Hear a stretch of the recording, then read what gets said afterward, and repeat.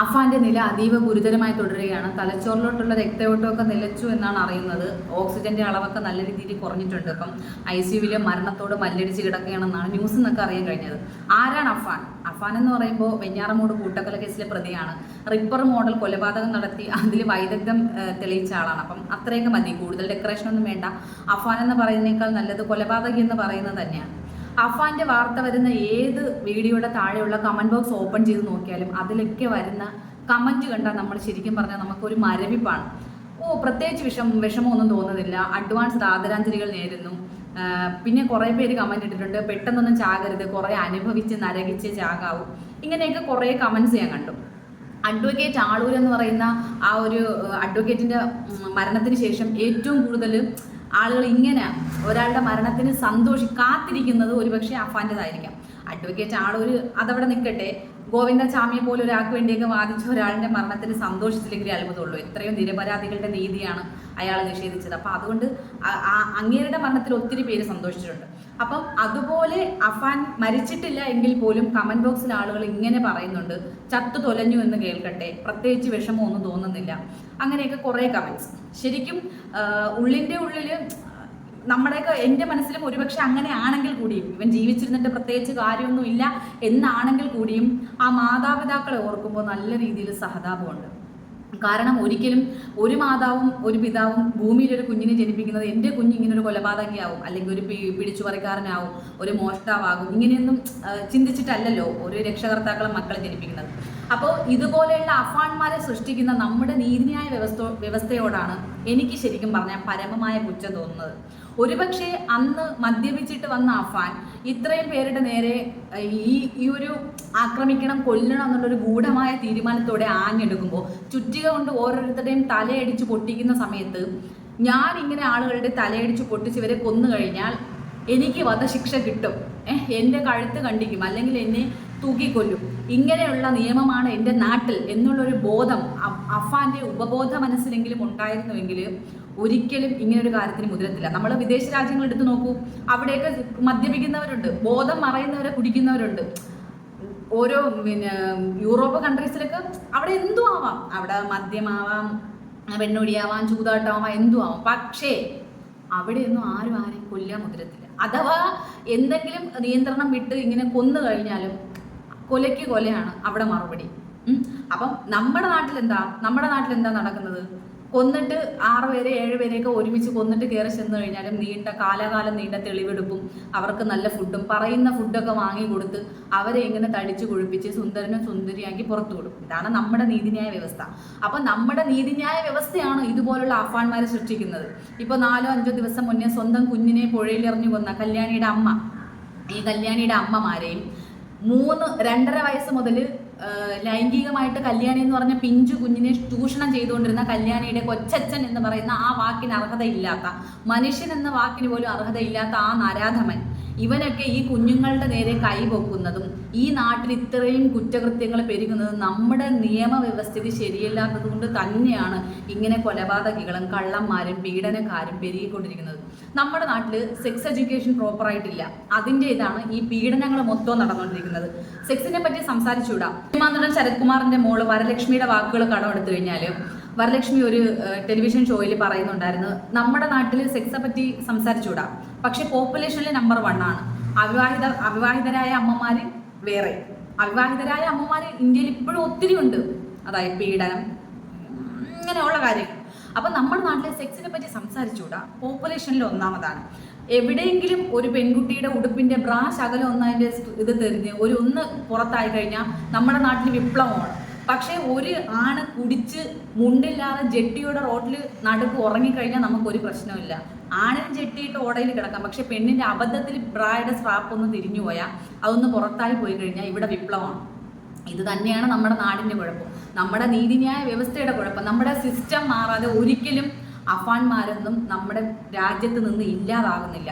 നമ്മൾ ഓരോ കുറ്റകൃത്യം ചെയ്യുമ്പോഴും നമുക്ക് ശിക്ഷയില്ല എന്നുള്ള നമ്മുടെ മനസ്സിലെ അടിയുറച്ച വിശ്വാസം കൊണ്ടാണ് ഇന്നും ഓരോരുത്തരും ഓരോ കുറ്റം ചെയ്യുന്നത്. കല്യാണിയുടെ കാര്യത്തിൽ ഒരു വീഡിയോ ചെയ്യണമെന്ന് എനിക്ക് ഭയങ്കരമായ ആഗ്രഹം ഉണ്ടായിരുന്നു.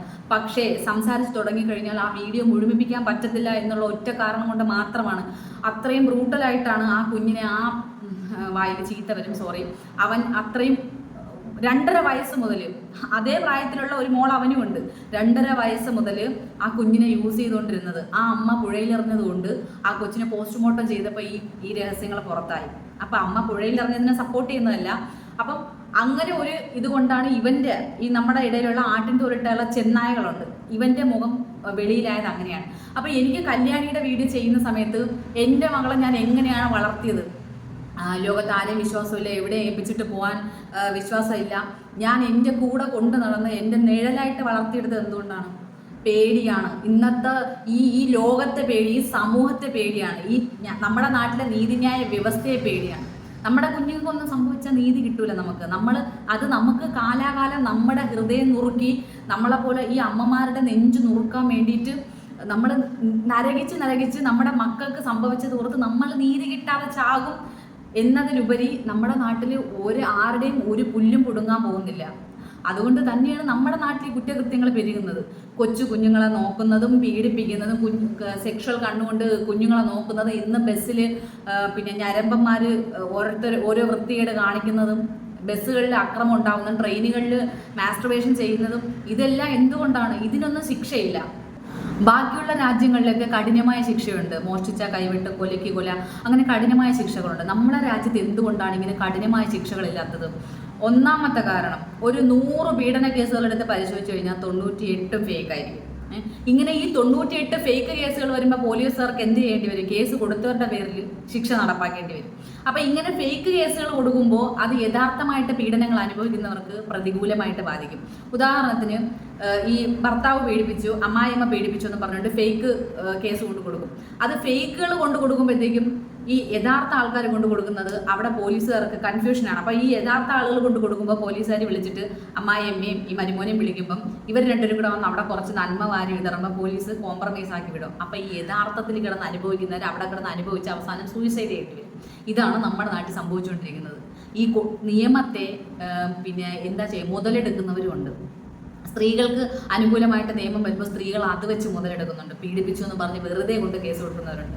പക്ഷേ ഈ ഒരാൾ കൊല ചെയ്തു എന്ന് പറഞ്ഞ് സ്വന്തമായിട്ട് കൊല ഏറ്റു കഴിഞ്ഞാൽ പോലും എന്തുകൊണ്ടാണ് ശിക്ഷയില്ലാത്തത്?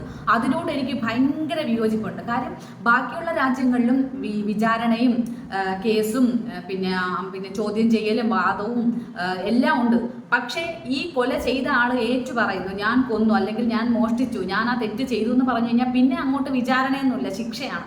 നമ്മുടെ നാട്ടിൽ ഒരാൾ കൊന്നു, ഈ അഫാൻ തന്നെ വന്ന് പോലീസ് സ്റ്റേഷനിൽ കീഴടങ്ങിയിട്ട് ഞാൻ കൊന്നു എന്ന് പറഞ്ഞിട്ട് പോലും എന്തുകൊണ്ട് ശിക്ഷിക്കുന്നില്ല? അപ്പോൾ അതുകൊണ്ടാണ് നമ്മുടെ നാട്ടിൽ കുറ്റകൃത്യങ്ങൾ പെരുകുന്നത്. നമ്മുടെ നാട്ടിൽ ഈ നിയമങ്ങൾ ശരിക്കും പ്രയോജനപ്പെടേണ്ടവർക്ക് പ്രയോജനപ്പെടുന്നുമില്ല. ഒരു കാര്യമില്ലാത്ത തെണ്ടികൾക്ക് പ്രയോജനപ്പെടുന്നുണ്ട്. ആർക്കാണ്? കൊലപാതകം, പിടിച്ചുപറി, പീഡനം, ഇങ്ങനെയുള്ള കാര്യങ്ങളൊക്കെ ചെയ്യുന്നവർക്ക് നമ്മുടെ നാട്ടിലെ നിയമം നല്ല രീതിയിൽ ഉപകാരപ്പെടുന്നുണ്ട്. പക്ഷെ ഇതൊക്കെ ബാധിക്കപ്പെട്ടവർക്ക്, ചത്തുപോയവർക്കും പീഡനത്തിനിരയായവർക്കും നമ്മുടെ നിയമം അനുകൂലമല്ല. അതായത് നമ്മുടെ നാട്ടിലെ നിയമം പ്രതികൾക്കാണ് അനുകൂലം. ബാക്കിയുള്ള രാജ്യങ്ങളിലൊക്കെ കുറ്റം ചെയ്ത ഭയങ്കര കടുത്ത ശിക്ഷയാണെന്ന് പറഞ്ഞു. നമ്മുടെ രാജ്യത്ത് കുറ്റം ചെയ്തു കഴിഞ്ഞാൽ ജയിലിൽ കൊണ്ടിടും, നല്ല ഫുഡ് കൊടുക്കും, പിന്നെ നല്ല രീതിയിൽ ജോലി ചെയ്യിപ്പിക്കും, ജോലി ചെയ്ത് ശമ്പളം കൊടുക്കും, ചിക്കൻ, മട്ടൻ, പിന്നെ ഡയറ്റ് വരെ ഉണ്ട്. ഇപ്പം പിന്നെ പെണ്ണുങ്ങളൊക്കെ ആണെങ്കിൽ ഇത്തിരി അഡ്ജസ്റ്റ്മെൻറ്റിനൊക്കെ വഴങ്ങി കൊടുത്തു കഴിഞ്ഞാൽ AC ഉള്ള റൂം വരെ കൊടുക്കുന്നെന്നാണ് അറിഞ്ഞത്. AC, TV, ഇത്രയും സംവിധാനം നമുക്ക് നമ്മുടെ വീട്ടിൽ കിട്ടൂടെ? നമ്മളെ വീട്ടിൽ നമുക്ക് പുക, കരി, അടുപ്പ്, അടുക്കള, പാചകം ചെയ്യണം, മക്കളെ നോക്കണം, ഭർത്താവിനെ നോക്കണം, വെച്ചു വിളമ്പണം, കുടുംബഭാരം തലയിൽ കയറ്റണം. ഇങ്ങനെയുള്ള ഇതൊക്കെ ആകുമ്പോഴത്തേക്കും ആളുകൾക്ക് മനസ്സിലൊരു തോന്നലുണ്ട്, എന്താണ്, ആരെങ്കിലും തട്ടിയിട്ടാണെങ്കിൽ അകത്ത് പോയി കിടക്കാം. എന്തായാലും വിധി വരുമ്പോഴത്തേക്കും കുറേ വർഷങ്ങളെടുക്കും. അപ്പോഴത്തേക്കും ഇതിനകത്ത് കിടന്ന് തിന്ന് കുടിച്ചങ്ങ് സൂഹിക്കാം. ഈ ഒരൊറ്റ കാരണം കൊണ്ടാണ് നമ്മുടെ രാജ്യത്ത് കുറ്റകൃത്യങ്ങൾ പെരുകുന്നത്. ഈ അഫാന്റെ കാര്യത്തിൽ ഇതാണ്. വേറെ ഏതെങ്കിലും ഒരു രാജ്യത്ത്, സൗദി അറേബ്യയിലാണെങ്കിൽ അഫാൻ വിറയ്ക്കും ഒരു മനുഷ്യനെ നോക്കാനോ ഉപദ്രവിക്കാനോ. UAE-യിലാണെങ്കിൽ വിറയ്ക്കും, ഇറാനിലാണെങ്കിൽ വിറയ്ക്കും, ഇറാഖിലാണെങ്കിൽ വിറയ്ക്കും, ചൈനയിലാണെങ്കിൽ വിറയ്ക്കും കൈയും കാലും എന്ന് പറയണ്ട. ഏത് വിദേശ രാജ്യത്താണെങ്കിൽ പോലും കൈ വിറയ്ക്കും. പക്ഷെ ഇന്ത്യയിൽ വിറയ്ക്കൂല. ഇന്ത്യയിൽ ആർക്കും എന്ത് വേണോ ചെയ്യാം. ദൈവങ്ങൾ പോലും രക്ഷിക്കൂല. ദൈവങ്ങൾ രക്ഷിക്കുമായിരുന്നെങ്കിൽ ആസിഫായ ഒരു അമ്പലത്തിനകത്ത് കൊണ്ടിട്ടാണ് കൊന്നത്. അമ്പലത്തിലെ ദൈവങ്ങളെല്ലാം കണ്ണും പൂട്ടി പിണ്ടായിരുന്നു കൊടുത്ത്. 8 വയസ്സായ കൊച്ചിനെ 8 പേര് ചേർന്ന് പീഡിപ്പിച്ചു എന്ന് പറഞ്ഞ് ദൈവങ്ങൾ കണ്ണടച്ച രാജ്യമാണ് ഇന്ത്യ. ആസിഫായെ കൊന്ന് കൊലപാതകളെ പിടിച്ചോ, എന്തെങ്കിലും ചെയ്യാൻ പറ്റുമോ, എന്തെങ്കിലും കൊടുത്താൻ പറ്റിയോ, നമുക്കൊന്നും പറ്റിയില്ല. സൗമ്യ, നമ്മുടെ എല്ലാവരുടെയും മനസ്സിലെ നൊമ്പരമാണ് സൗമ്യ. ഗോവിന്ദചാമിക്ക് നമുക്ക് എന്തെങ്കിലും ചെയ്യാൻ പറ്റുമോ? അത് സിനിമാ നടനെ പോലെ അകത്ത് കിടപ്പുണ്ട്.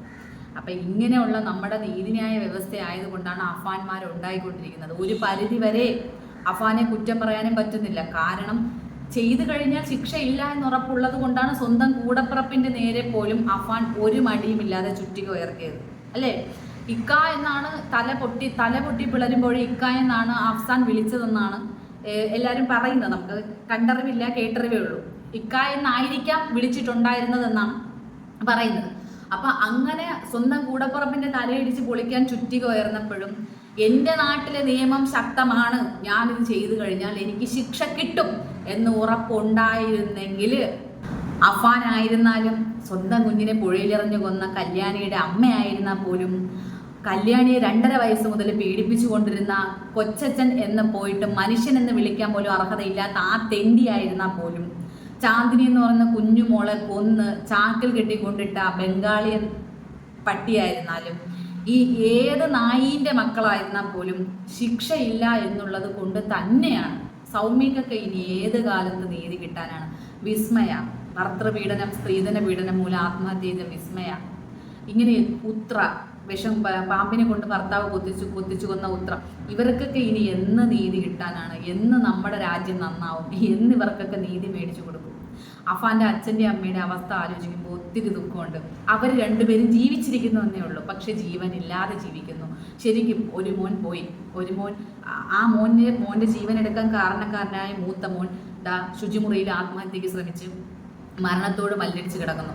ചത്തുപോട്ടെ എന്ന് മറ്റുള്ളവരുടെ മുന്നിൽ പറഞ്ഞിരുന്നാൽ പോലും ഒരിക്കലും ആ പ്രസവിച്ച വയറിന് നമുക്ക് ആർക്കെങ്കിലും പറ്റുമോ നമ്മുടെ കുഞ്ഞുങ്ങളെ മരണത്തിന് വിട്ടുകൊടുക്കാൻ? നമ്മൾ ജീവിച്ചിരിക്കുമ്പോൾ അവരെ മരണത്തിന് വിട്ടുകൊടുക്കാൻ ഏതെങ്കിലും അമ്മമാർക്ക് പറ്റുമോ? അഫാൻ്റെ അച്ഛൻ്റെയും അമ്മയുടെയും ഭാഗത്ത് നിന്ന് ചിന്തിക്കുമ്പോൾ ഒരുപാട് വിഷമമുണ്ട്. ആ അച്ഛൻ പ്രവാസിയായിട്ട് എത്രയോ വർഷം സ്വന്തം ചെറുപ്പം മൊത്തം ഗൾഫിൽ പ്രവാസ ജീവിതം കൊണ്ട് സ്വന്തം ഭാര്യയുടെ കൂടെ മക്കളുടെ കൂടെ ചിലവഴിക്കാൻ പറ്റാതെ വെറുതെ ജീവിച്ചതുപോലെ ആയില്ലേ? ഇതൊക്കെ എന്തുകൊണ്ടാണ് നമ്മുടെ നീതി ന്യായ വ്യവസ്ഥ, നമ്മുടെ നീതിപീഠം ഒറ്റ ഇതുകൊണ്ട് മാത്രമാണ്. ഈ കൊച്ചു കുട്ടികൾ, ഷഹബാസിനെ കൊന്ന കൊച്ചു കുട്ടികളുടെ ഇതെന്തായിരുന്നു? കൂട്ടത്തിൽ തല്ലിയാൽ നമുക്ക് ശിക്ഷ ഉണ്ടാവില്ല, അല്ലേ? അപ്പം ഈ കുഞ്ഞു കുട്ടികളുടെ മനസ്സിൽ പോലും ഇന്ന് നമ്മുടെ നാട്ടിലെ നീതിന്യായ വ്യവസ്ഥ പറഞ്ഞു കൊടുക്കുന്ന കാര്യമാണ്. തെറ്റ് ചെയ്തോളൂ നിങ്ങൾ, ശിക്ഷയില്ല. ഇന്ത്യ ഇന്ന് ഇതാണ് വിളിച്ചു പോകുന്നത്. നിങ്ങൾ തെറ്റ് ചെയ്തോളൂ, ശിക്ഷയില്ല. മരിച്ചു പോകുന്നവർക്ക് നീതി വേണ്ട, പക്ഷേ ഈ കൊല്ലുന്നവർക്ക് നീതി വേണം. അതാണ് നമ്മുടെ നാട്ടിലെ നീതിന്യായ വ്യവസ്ഥ. അപ്പം ഇങ്ങനെ അഫാൻമാരെ ഉണ്ടായിക്കൊണ്ടേയിരിക്കും. നമ്മുടെ നാട്ടിൽ ആർക്കും ആരെയും കൈവയ്ക്കാനും ആക്രമിക്കാനും കൊല്ലാനും ഒന്നും ഒരു പേടിയില്ല. കാര്യം കുറേ നിയമങ്ങളുണ്ട്. കുട്ടികളെ തുറച്ചു നോക്കാൻ പാടില്ല, കുട്ടികളെ അടിക്കാൻ പാടില്ല, അധ്യാപകൻ അടിച്ച സസ്പെൻഷൻ, അമ്മ അടിച്ച അയൽവാസി വീഡിയോ എടുത്തിട്ട് കൊടുത്ത അമ്മയ്ക്ക് ശിക്ഷ, ആവശ്യമില്ലാത്ത കാര്യങ്ങൾക്ക് മൊത്തം. സ്വന്തം കുഞ്ഞിനെ നന്നാവാൻ വേണ്ടിയായിരിക്കും ഒരമ്മ ചിലപ്പോൾ ഒരു അടിയോ നുള്ളൊക്കെ കൊടുക്കുന്നത്. അത് എല്ലാ അമ്മമാരും പ്രപഞ്ചത്തിലെ എല്ലാ പോരാളികളും ചെയ്യുന്നതാണ്. അതിനെയൊക്കെ ആരെങ്കിലും ഒളിച്ചു നിന്നൊരു വീഡിയോ ഷൂട്ട് ചെയ്ത് ഇട്ടുകൊടുത്താൽ അവർക്കൊക്കെ ശിക്ഷയുണ്ട്. പക്ഷേ ആൾക്കാരെ തലമണ്ടയൊക്കെ തല്ലി പൊട്ടിച്ച് സിനിമാ സ്റ്റൈലിൽ കൊലപാതകം നടത്തി, സിനിമയെ പോലും കണ്ടിട്ടില്ലേ 5-6 പേരുടെ തലമണ്ട ചുറ്റിയൊക്കെ അടിച്ച് പൊട്ടിക്കണം. സിനിമാ സ്റ്റൈലിൽ കൊലപാതകം നടത്തി നെഞ്ചും പിരിച്ച് നടക്കുന്നവനൊന്നും ഒരു പ്രശ്നമില്ല. സ്വന്തം മക്കളെ തുറച്ചു നോക്കിയാലോ, സ്വന്തം മക്കൾക്ക് ഒരു നുള്ളു കൊടുത്താലോ അങ്ങനെയുള്ളവരെയൊക്കെ പിടിച്ച് അകത്തിടുകയും ചെയ്യും. ഇത് എന്ത് ലോകം, ഇത് എന്ത് മോഹൻലാലിന്റെ സിനിമയ്ക്കകത്തുണ്ട്, ഇത് എന്തെന്ത് ഒന്നും മനസ്സിലാവുന്നില്ല. അപ്പം അഫാൻ ICUലാണ്. ഒരുപാട് പേര് മരിക്കാൻ പ്രാർത്ഥിക്കുന്നുണ്ട്, ഒരുപാട് പേര് നരകിച്ച് ആവാൻ പ്രാർത്ഥിക്കുന്നുണ്ട്. എന്നിരുന്നാൽ തന്നെയും നമ്മുടെ നാട്ടിലെ നിയമം ഒന്ന് മാത്രമാണ് അഫാൻമാരെ സൃഷ്ടിക്കുന്നത്. എനിക്ക് ഇത്രേ പറയാനുള്ളൂ. Thank you so much.